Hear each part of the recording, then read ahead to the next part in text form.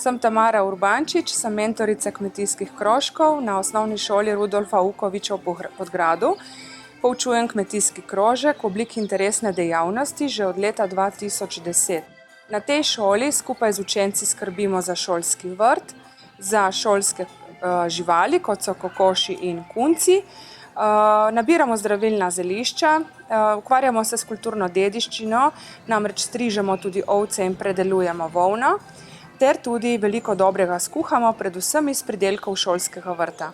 Udeležujemo se tudi raznih natečajev, gremo na strokovne ekskurzije in pa tudi na oglede bližnjih kmetij.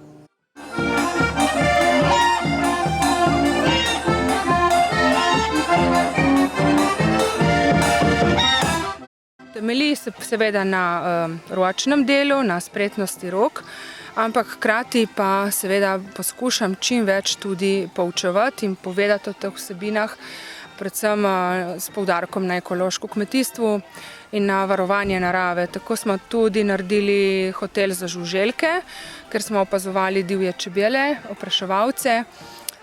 Večkrat poudarjam tudi pomen čiste vode in pa predvsem dobrobit živali. Ta kmetijski krožek je zelo obiskan. Veliko učencev hodi vsako leto. Niso redki, ki ga obiskujejo tudi po 6-7 let. Jaz imam predvsem rada kmetijski krožek zaradi živali, ker imamo ful živali, jih lahko pestujemo, pa zdaj smo na novo dobili še mucko majhno, pa zajčka, pa petelina, je bogi na eno okusje. Pri kmetijskem radi sadimo in kuhamo. V naših krajih se brusi tako, ne?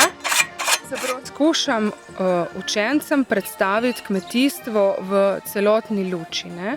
Da skušam jim predstaviti, da to ni le garanje, martranje in mučenje, kot velja za te kraje, ne? Kaj se boš s kmetijstvom ukvarjal in se martral, uči se, da ti ne bo treba delati, ne?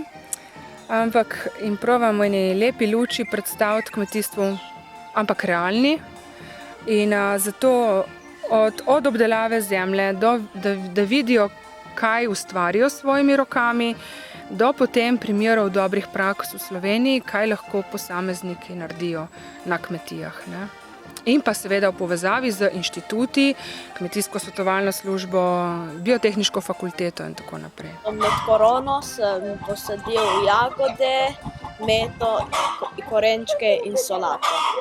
Otroci precej tega znanja pri kmetijskem krožku prenesejo domov, tako da vidim, da tudi starši potem jih otroci spodbudijo starše, da začnejo vrt obdelovati. Se je že večkrat zgodilo, da ni mama nameravala zasaditi na vrtu, potem pa je otrok vztrajal, dajmo in imajo zdaj vrt.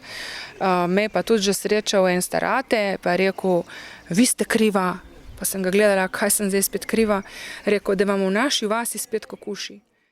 Kmetijski krožek obiskujejo učenci vseh, bi rekla, vseh sposobnosti. Od tistih, ki blestijo na vseh tekmovanjih in so odličnjaki, do tistih, ki imajo razne primanjkljaje in jih potem nadoknadijo pri kmetijskem krožku, ne, s temi fizičnimi deli, opravili. Tisti, ki blestijo, jih zanima pridobivanje novih znanj. Jaz jim podajam res ta strokovna znanja in jih to pač zanima. Tisti pa, ki imajo razne primanjkljaje, pa uživajo v kopanju, frezanju, obrezovanju, vožnji s kariolo. Kmetijski krožek v takem obsegu, ko ga imam jaz, seveda zahteva tudi orodje.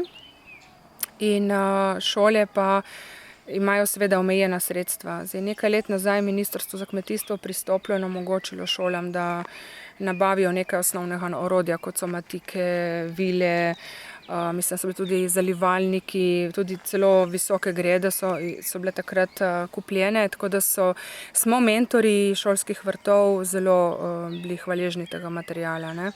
Drugače pa, kot sem rekla, si pomagam z različnimi projekti, s prijavami na projekte. 2 leti pa sem imela krožek tudi kot SP. Si pa tudi nekaj stroškov, predvsem strokovne ekskurzije pokrijemo sami, kajti 2-krat letno se udeležimo tržnic, kmetijskih tržnic, kjer prodajamo svoje izdelke in pridelke. Recimo okoli 1. maja imamo običajno v prodaj 200 sadik paradižnikov in paprik, ki jih vzgojimo na oknih šole.